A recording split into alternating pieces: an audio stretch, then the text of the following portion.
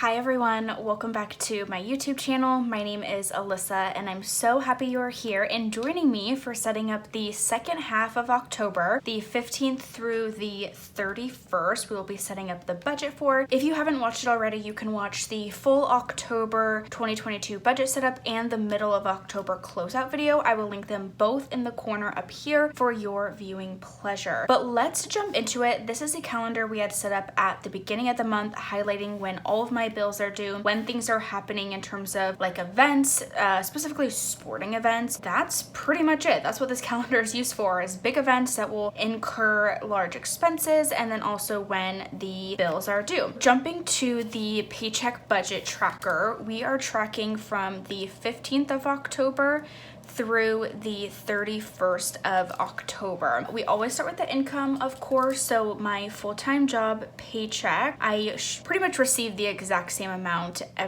twice a month, I should say, on the 1st and the 15th is when I receive it. So my anticipated budget for my paycheck is $1,615.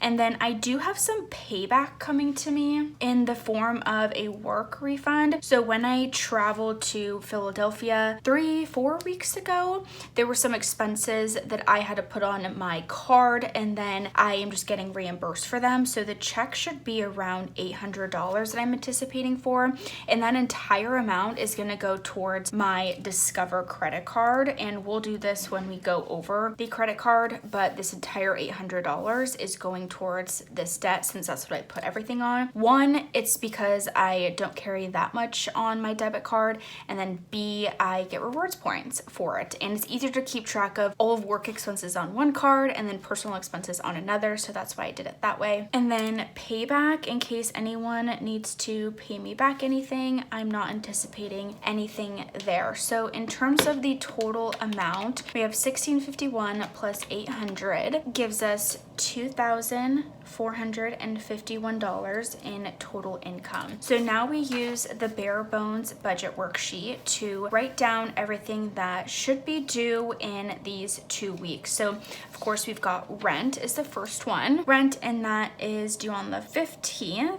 And that will be $400.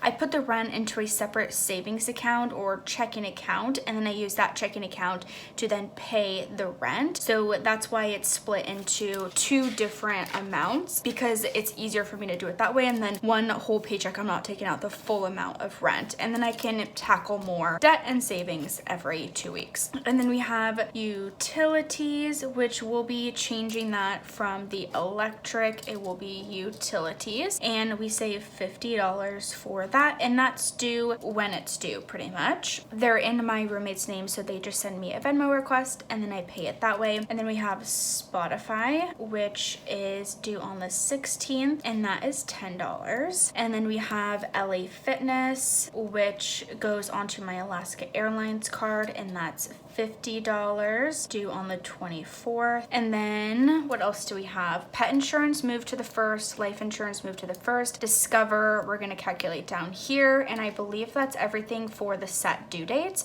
But then we also have Acorns and therapy. So therapy is $25 every 2 weeks, and then for Acorns we need to go back to our calendar and count how many Thursdays we have in this pay period. So we've got the 20th and the 27th, so a total of $40. Okay, so that's everything for the set expenses that I'm aware of. Now, before I forget, because I have been forgetting this every single second half of the month budget, I have tickets to the Seattle Sounders, and I'm on like the payment plan, so you pay basically $94 for 5 months, and then you're basically everything's paid for after that. So I will have to make sure I calculate that in so I'm not surprised or shocked when the payment comes. I think I have 2 more after this one. I actually don't know. I need to keep track of that a little bit better. So let's add up the total fixed expenses for the second half of October. So we've got 400 plus 50 plus 10 plus 50 plus 40 plus 25 plus 94 gives us $669. And then we need to subtract that minus 2451 gives us $1,782 for the rest of the expenses. So of course we've got grocery, and I'm using my budget category worksheet for this. So for grocery, we are going to budget $80 for grocery. And then for eating out, I think it's gonna be honestly pretty high these 2 weeks. I've just got a lot of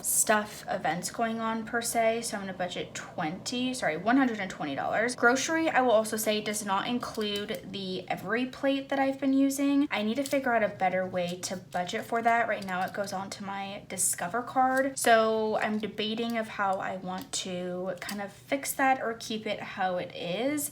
I just really don't want to like forget to pay it, you know? Gas and car, we're going to budget $60. I still have a half a tank of gas going into this budget period, and I don't drive that much, so I'm not anticipating having to fill up. But when I filled up the other day at Costco, it cost me $55, which was just a huge sticker shock, since by the time I left Seattle and I went to Philadelphia, Portland, it's a span of about a week, and the gas prices had gone up 40 cents a gallon, which is just insane to me. So gas and car, and then investments. I normally match what I have up here, so we're gonna match 40. Rent and utilities we've already done. Savings is gonna go up here. Fun and entertainment. Let's see what we have going on the second half of October using our calendar. So fun and entertainment is this bright yellow. So we've got soccer volunteering, UW home game, Spotify we've already calculated, soccer volunteering, and soccer volunteering. So for soccer volunteering, it's about $10. I buy myself an iced coffee on the way in. So that's 30 plus a UW home game is about 50. So let's calculate $80 for fun and entertainment. And then holiday, I'm not anticipating anything. Self-care, I get my nails done. So we need a budget for that. I actually already got my nails done. If you noticed, I got them done before I did this budget. I believe it's the 16th of October today, so I'm only a day behind, which is not too bad. Self-care, we have, what do we have for that? $40. That's about what it costs to get my gel shellac fake nails filled. Miscellaneous, I really want to buy myself some new bath towels. The one I have are not great. They're kind of starting to smell even after I've washed them. So I'm gonna budget $50 to buy myself some new, nicer towels. I only need about 2 or 3 of them since it's just myself. Travel and vacation, we're budgeting $0. There's nothing happening, no vacation. And then pets, for my sweet little kitty cat Lila, I do have to get her some more litter and food. So that's gonna be $25. So let's add up the total amount for variable expenses. We've got 80 plus 120 plus 60 plus 40 plus 80 plus 40 plus 50 plus 25 gives us $495 in total variable expenses. Now subtracting that by the $1,782 gives us $1,287 left over, and we'll type that up here. And before we get too far, so this Discover card, I need to put the full $800 towards plus some of my own money. So I'm gonna put $950 towards the Discover card for this month, which will be the $800 plus $150. If I don't get that $800 check, at least I will be paying the $150, which will be more than what the minimum payment is, and that'll ensure that I don't miss any type of payment on the card and I'm never late. And then if I do get the paycheck in the mail for the refund, then I will cash it, obviously put it into my bank account, and then pay the $800 as well. I have no idea when it's coming. It should be within these 2 weeks. It may, for some reason, be in November, and then we'll just do this whole same thing again. And I'll likely go through and reduce some of these numbers just to make sure it's not off in terms of my overall numbers and stuff. So if we take the $1,287 minus the $950, essentially gives us $337 left for the sinking funds here, and then also extra savings. I'm gonna write that up here just so we don't forget. I tend to forget that number. September. So we obviously need to save for Christmas. Is a huge thing on the horizon. Sales are already starting. I know Target had sales, Amazon's been having sales, everybody's having sales, and it's just like, okay, everybody, like, let's slow down just a hot bit because stuff is wild. So for Christmas, I am gonna put probably about 100 towards Christmas. And then we also have Christmas travel. I'm gonna put 20 towards. And then my MacBook, which I am just really trying to work towards. I'm hoping I can maybe have it funded by Christmas, and that will be basically my Christmas present to myself that I've already saved for. And then we have the pet insurance deductible, which will be $25. The total I think is $250 that I've been working towards on that one. Then we have car maintenance and insurance, which will be $100. Every basically paycheck, I think every 2 weeks I do want to be saving $100 for car and maintenance just to get it up to a pretty good amount. I think ideally I would have my car maintenance fund specifically isolated at $1,000, and then the insurance every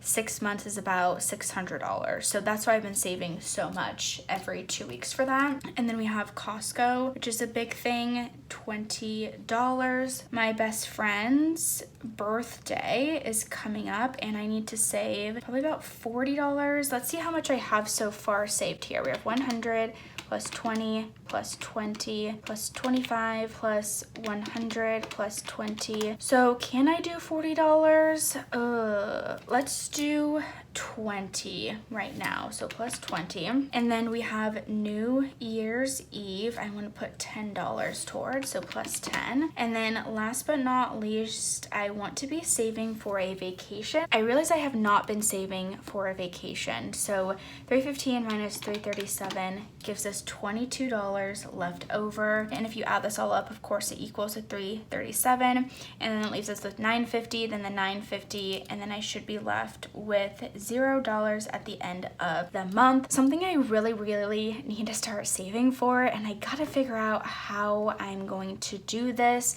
while also saving for sinking funds. And ideally it's when I pay off all of my consumer credit card debt again, so I don't have to worry about that, is my student loans, of course, and a future house. If you watch my plan with me videos, you know I have been doing what I can throughout the week to save, and if you've been watching my side hustle snapshot videos, you know I've been doing what I can there to save. I really hope I can reach my student loan goals. I need to apply for the $10,000 relief debt piece as well, and hopefully by the end of the year or when payments start come back in January, I can pay off my lowest loan, which is currently at I think $26,000. If you minus the 10, it's at $16,000. So yes, I hope this video was helpful. I will seriously go to the bank right after this today and make sure everything is moved to the appropriate places for my own organization. So Christmas will be electronic, that's going to Ally. Christmas travel will be in cash. MacBook will actually be going as electronic now. Pet insurance as electronic to my Ally. Same with car maintenance. Costco will be in cash. My friend's birthday is in cash, and then as an electronic transfer. That way I only have to go to the bank for very small bills, and it's easier that way. And then the larger amounts I'm saving for, I will be getting the money from the interest I've been accruing through the Ally savings, high yield savings account, I should say. So yes, enjoy the rest of your day wherever you're watching this video. I'm so thankful you're here. Hit the subscribe button in the bottom corner if you haven't already. It's completely free, and I will see you in my next video real soon. Bye.